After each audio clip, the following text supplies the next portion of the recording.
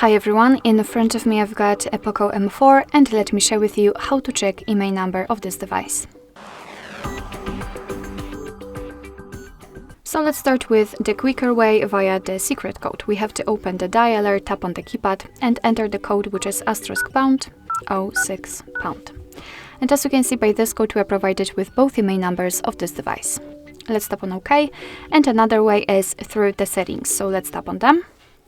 Here we have to tap on About Phone at the top of the list, and right now let's enter into detailed info and specs, I believe.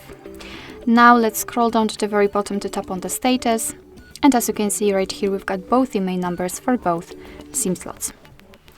Alright, so that will be all. Thank you so much for watching. I hope that this video was helpful, and if it was, please hit the subscribe button and leave the thumbs up.